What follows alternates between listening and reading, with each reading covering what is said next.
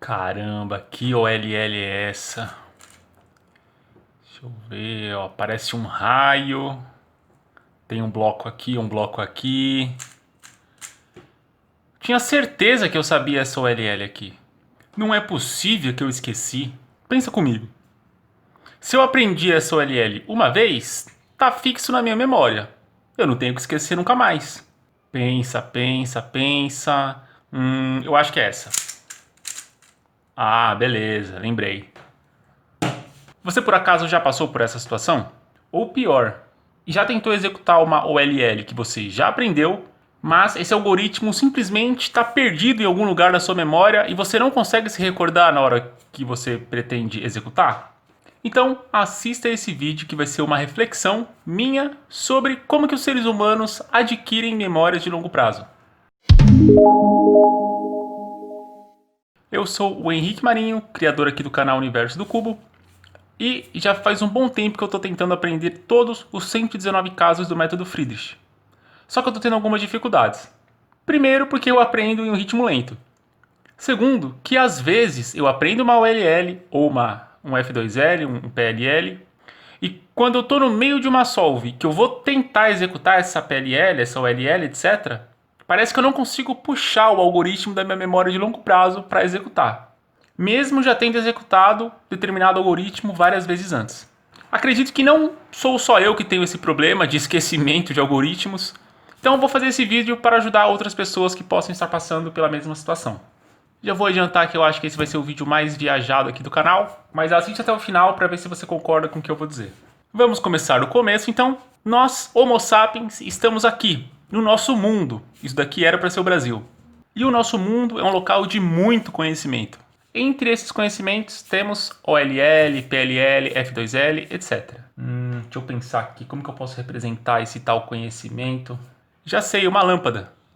Lembra quando você assistia Tom e Jerry, quando o Tom tinha uma ideia para capturar o Jerry, aparecia uma lâmpada na cabeça dele? Será que essa daqui é uma boa representação do conhecimento? Ou será que a gente consegue achar algo melhor? Um tabuleiro de xadrez, talvez, representando aqui o raciocínio? Não, acho que ainda não. Que tal um livro? Um livro é uma das representações mais antigas de conhecimento, não é? Depende. Livros é uma categoria muito abrangente, tem desde Senhor dos Anéis até o Kama Sutra. Talvez o dicionário? Bom, acho que todo mundo concorda que o dicionário ele é um objeto que representa o conhecimento, não é? Ou será que hoje em dia a gente tem algo que representa mais?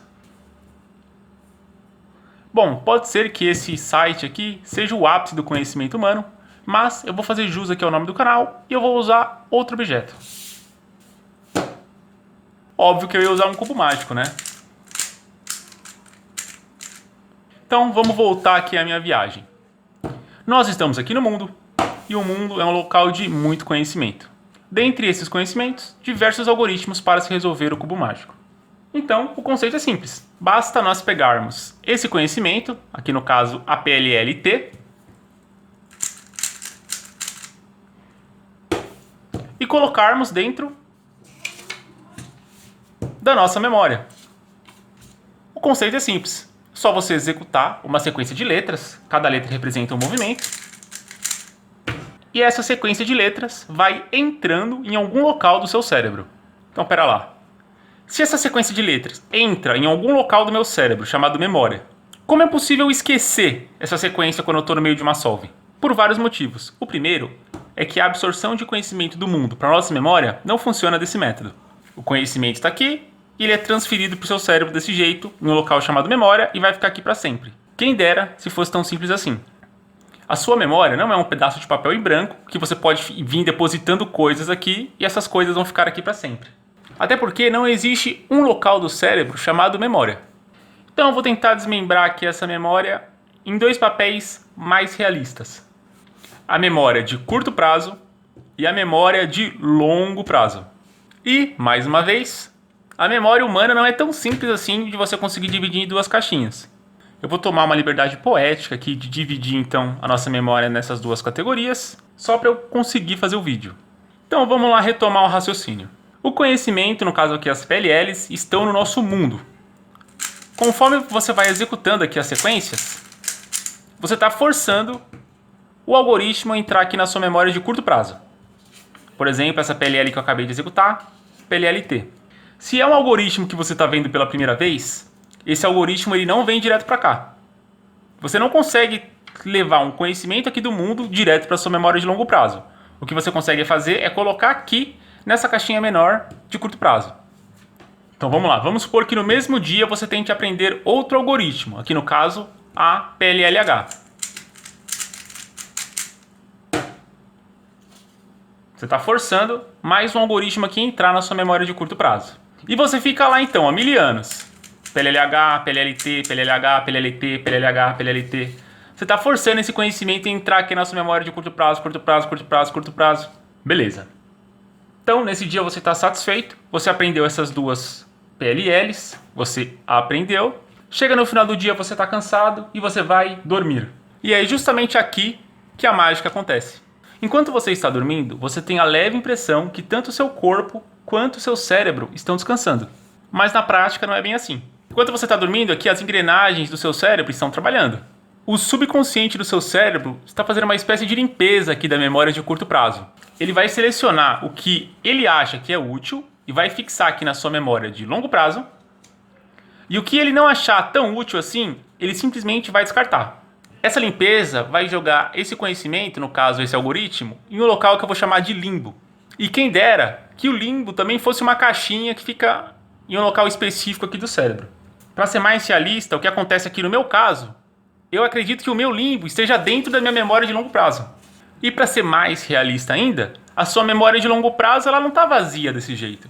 É aqui que está todo o seu vocabulário, sua personalidade. Aqui dentro tem um monte de coisa. Tá tudo misturado, bagunçado. Pelo menos a minha memória funciona assim. Eis que você acorda. Você tira o seu cérebro do mundo dos sonhos e você volta aqui pro mundo. Beleza, você acordou, vai pegar o seu cubo mágico e vai repetir todos os algoritmos que você aprendeu no dia anterior. Ó, a PLLH entrou aqui na sua memória de longo prazo. As engrenagens trabalharam direitinho. Durante a limpeza, eles consideraram que essa é uma informação importante. E aí você executa. Em seguida você quer executar a PLLT. Mas olha só, a PLLT está perdida aqui no limbo. Você se esforça e não consegue lembrar. Essa é meio que a minha interpretação de como que a minha memória funciona e como que é o processo de eu adquirir o conhecimento de um novo algoritmo. Mas quem dera que a realidade fosse tão simples assim. Eu vou tentar dar um exemplo um pouco mais realista agora. Durante o seu dia, você simplesmente vai pegando um monte de informação, e não apenas conhecimento aqui do mundo, e você vai jogando aqui para sua memória de curto prazo. Por exemplo, os filmes que você assiste, as séries, animes, os livros que você lê, revistas, jornais, alguém hoje em dia ainda lê jornal? Músicas inúteis que são empurradas aqui na sua cabeça, por exemplo, Dolly Guaraná, Dolly, o melhor, Dolly Guaraná, o sabor brasileiro, Dolly Guaraná, Dolly Guaraná. Você simplesmente vai entupindo a sua cabeça de um monte de coisa, algumas que você quer, algumas que você não quer. Eis que você para o seu dia para praticar um pouco de cubo mágico, tentar aprender o método Friedrich. E você está estudando aqui uma nova OLL, por exemplo, essa daqui que é o caso 8. Então você quer que esse conhecimento saia aqui do mundo, entre na sua memória de curto prazo, para quando você dormir, vir aqui para sua memória de longo prazo. Só que a sua memória de curto prazo está cheia de ruído aqui, ó. Olha só quanta poluição. E você tenta empurrar aqui o conhecimento dentro da sua memória. Mas ó, não cabe, tá vendo? Tá para fora. E aí, aquela PLLT que estava perdida aqui no limbo, você quer colocar mais dentro da sua memória de curto prazo. Então, no outro dia, você irritado porque você esqueceu essa PLL, você fica executando. E executando. E executando. E executando. Até cansar. Aí quando você está cansado, você começa a tomar um café. Vai mais um café. E vai mais um café. Beleza, você dobrou aqui as engrenagens do seu cérebro. Ó. E aí, empolgado por causa da cafeína, você vai colocando aqui o OLL. Vai colocando F2L. E vai empurrando aqui, ó, saturando a sua memória de curto prazo. E o que acontece de noite? Você começa a dormir. E é dado início àquele processo de transferir as informações da sua memória de curto prazo aqui para o longo prazo. Lembra que seu cérebro vai fazer aquela limpeza da sua memória RAM para jogá-la para o HD? Dá uma olhada como que está a sua memória. O que acontece aqui no meu caso é isso, ó. A vassourinha limpa tudo. Quando eu acordo, a sensação que eu tenho é que eu tô sem engrenagens. As PLLs, representando o conhecimento aqui que eu queria que viesse aqui para minha memória de longo prazo, desapareceram do limbo e foram para lugar nenhum.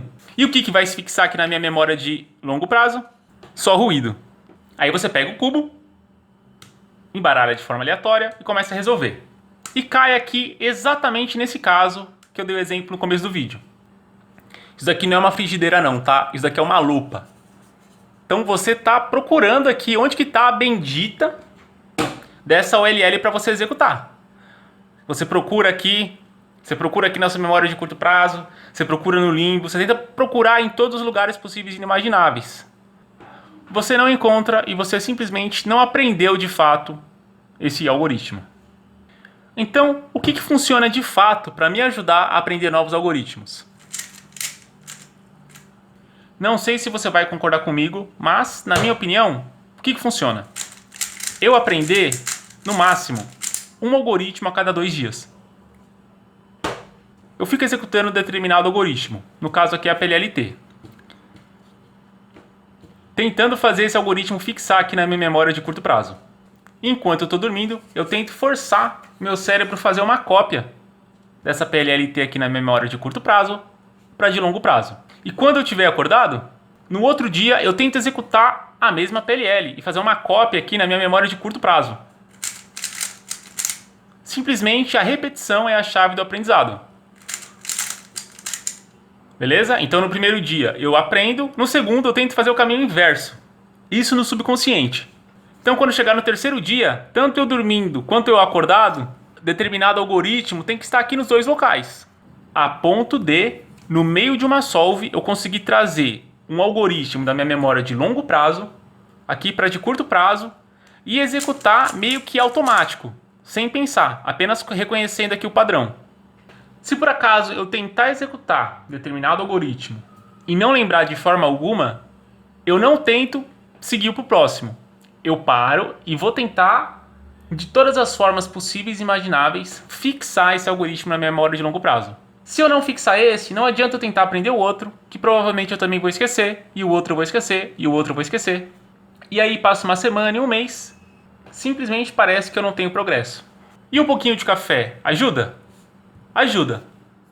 Só toma cuidado para não tomar muito, senão acaba acontecendo isso daqui com o seu cérebro.